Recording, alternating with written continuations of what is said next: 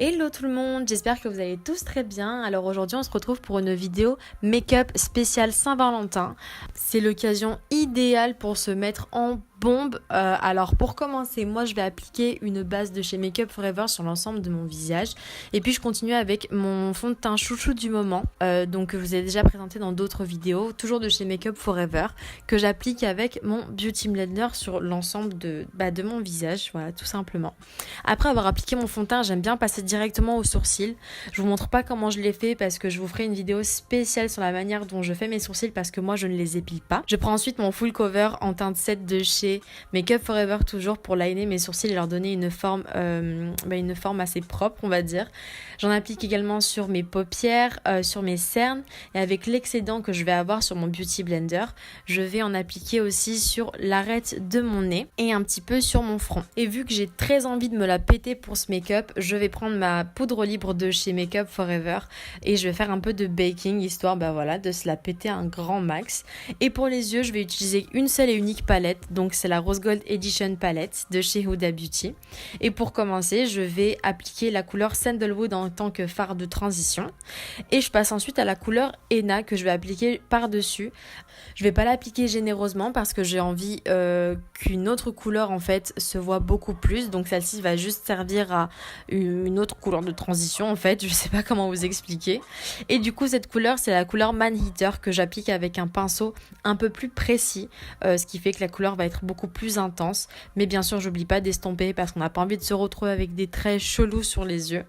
Je passe ensuite à la couleur Bossy que je vais appliquer sur le coin externe de mes yeux pour connecter les couleurs au coin externe de mes yeux. Voilà. Et pour ce make-up, j'ai décidé aussi de faire un genre de cut crease. Donc je vais appliquer mon full cover toujours en teinte 7 sur le 3/4 de ma paupière, pas plus, pas moins. Alors vraiment prenez le temps pour cette étape là parce qu'il faut vraiment que ce soit parfait et je passe ensuite un peu de poudre par dessus pour éviter de m'en mettre partout. Alors je vais pas laisser ça comme ça parce que ça fait trop de démarcation, donc je prends la couleur Coco que j'applique légèrement sur les côtés, donc entre les fards et l'anti-cerne.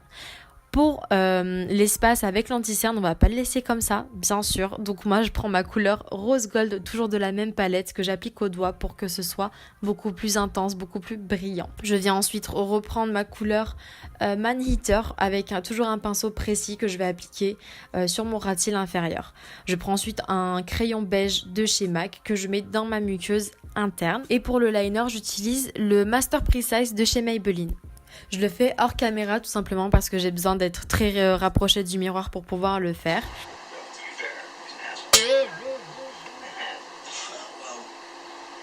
Et hors caméra, je m'applique des faux cils de chez Huda Beauty, donc ce sont les Camille.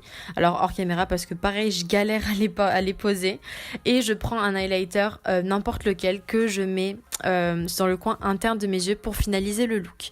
On repasse au teint, donc j'enlève l'excédent de poudre que j'avais mis un peu plus tôt et je prends mon full cover en teinte 14 cette fois-ci qui va me servir en fait de contouring tout simplement.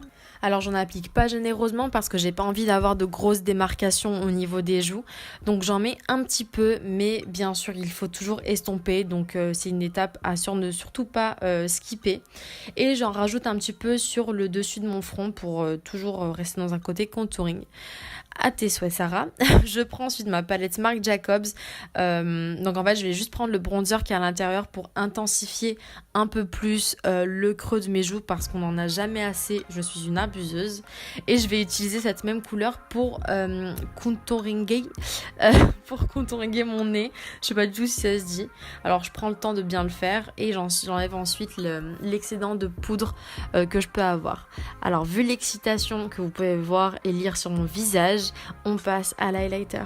Bien sûr, alors je vais utiliser cette fois-ci le Liquid Chrome de chez Barry M que je vous ai présenté dans ma vidéo haul d'il y a 2 semaines. La pigmentation de cet highlighter est juste ultra folle, donc je mets juste quelques gouttes que je vais estomper ensuite avec mon doigt. Mais vraiment Barry M c'est une marque que j'ai découverte il y a très peu de temps et je suis tombée amoureuse de la marque quoi. Alors pour l'highlighter, je vais l'appliquer en forme de C, entre guillemets sur le côté de mon visage, un petit peu sur le bout de mon nez, sur l'arête de mon nez également, et sur mon arc de Cupidon. Et comme je vous l'ai dit, je suis tellement une grosse abuseuse que je vais prendre ma Cosmic Light palette, toujours de chez Barry M, pour intensifier l'highlighter et avoir un sacré glow quoi, pour la soirée, histoire qu'on ne voit que moi. Et pour terminer ce look, on passe ensuite aux lèvres. Alors je vais utiliser le Trophy Wife de chez Huda Beauty. J'avais vraiment la flemme d'utiliser un crayon, donc je l'ai directement mis comme ça. Mais si jamais vous le faites, prenez bien votre temps. Alors j'aime bien overliner au niveau de l'arc du Cupidon pour donner un effet de lèvres hyper full. Du coup voilà, je vais attendre que ça sèche et ce sera tout pour ce make-up. J'espère en tout cas qu'il vous aura plu, que vous aurez l'occasion de le reproduire chez vous. Si c'est le cas, n'hésitez pas à m'envoyer des photos, je serais trop ravie de voir ça. N'oubliez pas aussi de vous abonner à ma chaîne, de liker la vidéo et de vous abonner à mes réseaux sociaux que je vous mettrai en barre d'infos et en fin de vidéo. Je vous fais à tous plein de gros bisous. J'espère que vous allez passer une joyeuse Saint-Valentin et je vous dis à la prochaine dans une nouvelle vidéo. Ciao!